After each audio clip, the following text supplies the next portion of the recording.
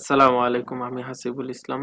Web design Bangla টিউটোরিয়ালের দ্বিতীয় পর্বে আজকে আপনাদেরকে সবাইকে জানাই স্বাগতম। আজকে আমরা এই পর্বে আরো নতুন কিছু শেখার চেষ্টা করব। গত পর্বে আমি এই কাজগুলো দেখিয়েছিলাম, আশা করি সবাই ভাষা প্র্যাকটিস করেছেন, বেশি বেশি প্র্যাকটিস করেছেন। আর আমার এই চ্যানেলে যদি নতুন হয়ে থাকেন অবশ্যই সাবস্ক্রাইব করবেন, লাইক, কমেন্ট এন্ড শেয়ার করবেন। ধন্যবাদ।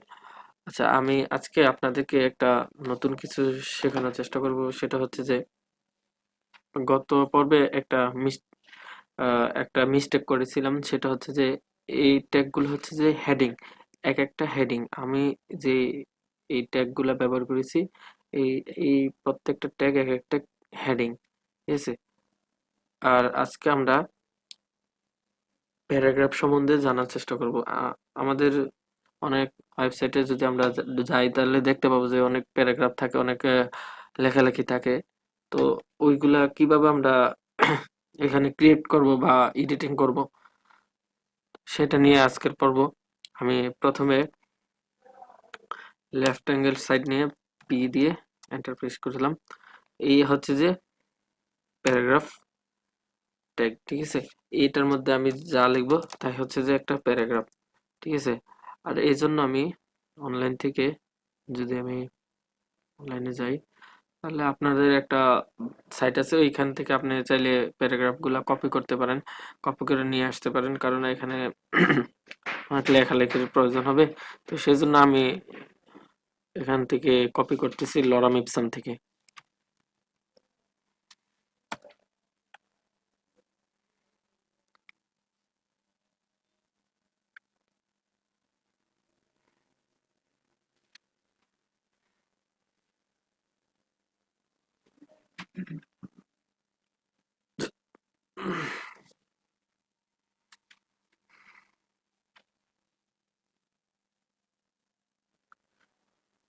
এই যে লরাম ইপসামের এই সাইটটি থেকে আমি এই প্যারাগ্রাফটা কপি করে নিলাম আমার প্যারাগ্রাফের জন্য, পেস্ট করে দিলাম, ঠিক আছে? এই যে এটা এখানে পেস্ট করে কন্ট্রোল এস দিয়ে এই যে এটা আমাদের আগের পর্বের যে কাজগুলা ছিল এইগুলা। এখন আমাদের এই যে আমরা প্যারাগ্রাফটা এখানে পেস্ট করেছি, এটা এখানে পুরোটা শো করতেছে।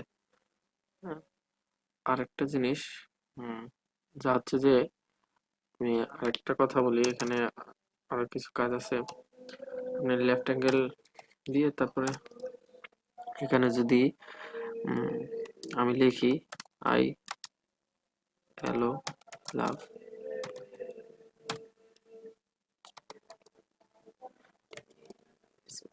বাংলাদেশ, আই লাভ বাংলাদেশ, ঠিক আছে? এখানে আমি এটাকে সেভ করে আউটপুটটা দেখি, রিলোড দিই। এই যে হ্যাঁ, নিচে এটা কি হয়েছে, আই লাভ বাংলাদেশ এই শব্দটা চলে আসছে। হ্যাঁ, আমি যে আই লাভ বাংলাদেশ লিখেছি এটা এখানে কি করতেছে, শো করতেছে। একটা জিনিস দেখেন, এখানে আমি একটা স্পেস দিছি, ওই স্পেসটা কি এখানে শো করতেছে। আমি যদি এটাকে স্পেসটা বাড়াই দিই তাহলে কি হতে পারে, সেভ দিই, তো দেখেন কোনো চেঞ্জ হয়নি, কারণ এটা একটাই স্পেস নিয়েছে। আচ্ছা, আপনাদেরকে আমি জুম করে দেখাই। যদি জুম করে দেখেন, ঠিক এই জায়গাটাতে একটাই মাত্র স্পেস সে নিয়েছে, এর বেশি কোনো স্পেস নেয় নাই। অর্থাৎ আমরা যত স্পেস দেই না কেন সেটা সে একটাই স্পেস হিসেবে ধরে নেবে। যদি এন্টার দিই তাহলেও সে একটা স্পেসই কাজ করবে। সো এই হলো একটা কাজ। আর এখানে যদি আমরা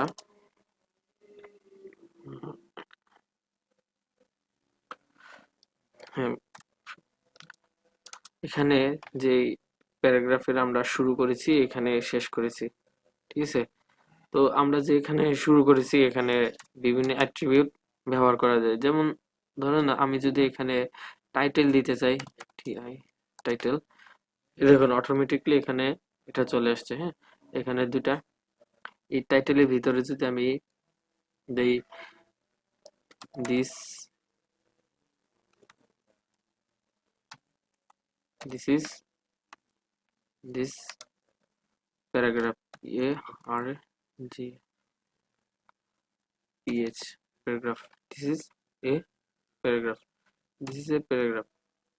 এটাকে সেভ দিয়ে যদি আমি এখানে রিলোড করি, এখানে দেখেন আমার মাউসের কার্সারটা কিন্তু এই যে এখানে আছে, হ্যাঁ, কিন্তু কোনো কিছু পরিবর্তন হয়। এবার দেখুন আমি রিলোড দেওয়ার পরে এই মাউসের কার্সার কাছে দেখেন যে এখানে কি করতেছে, একটা টাইটেল শো করতেছে, দিস ইজ এ প্যারাগ্রাফ। অর্থাৎ টাইটেলের কাজটা, এক্সটেনশনের কাজ, এই টাইটেলের কাজটা হচ্ছে যে এটাই, যে কোনো কিছুর ভিতরে যদি আমার মাউসের কার্সারটা নিয়ে যাই, তো ওইটা ওটাকে যা নির্দেশ করে দেবো এখানে আমি, তাই কি সে এখানে শো করবে। অর্থাৎ এটা এখানে শো করতেছে, ঠিক আছে। এখানে চাইলে আপনি এই যে এটার ভিতরে যে ডাবল কোট ব্যবহার করা হয়েছে, আমি যদি এটাকে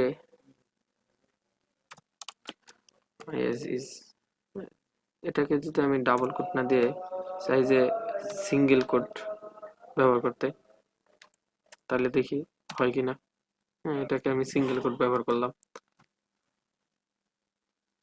এই যে এটা তারপরেও কি শো করতেছে এখানে। অর্থাৎ কি, এটা আমি চাইলে এখানে সিঙ্গেল কোট বা ডাবল কোট দুইটাই কি ব্যবহার করতে পারবো, অর্থাৎ এতে কোনো সমস্যা হবে না। তাইলে আমি সিঙ্গেল কোটও ব্যবহার করতে পারবো, তবে ডাবল কোট ব্যবহার করাটাই কি আমার জন্য বেটার। সেজন্য কি আমরা ডাবল কোট ব্যবহার করব স্ট্যান্ডার্ড ফলো করার জন্য, ঠিক আছে। আমাদের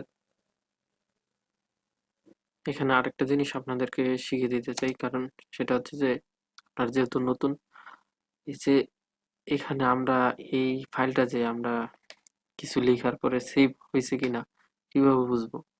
এই যে এখানে দেখেন, এখানে একটা কি গোল চিহ্ন দেখাচ্ছে। আমি যদি এখন কন্ট্রোল এস প্রেস করি, তখন কি হয়েছে, এই গোল চিহ্নটা চলে গেছে, অর্থাৎ এটা সেভ হয়ে গেছে।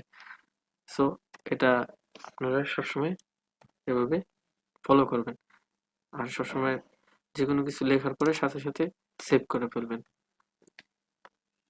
সো আজকে এখানেই শেষ করতেছি, আগামী পর্বের জন্য আমন্ত্রণ রইল। আল্লাহ হাফেজ।